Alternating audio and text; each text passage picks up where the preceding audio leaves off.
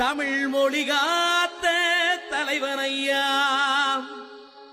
ஞான பழம் கேட்ட குழந்தையா,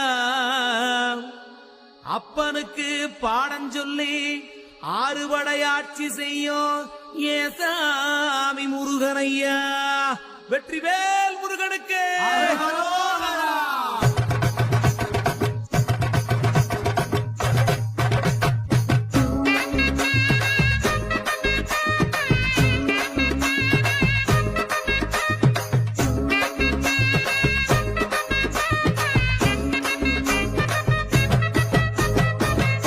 சின்ன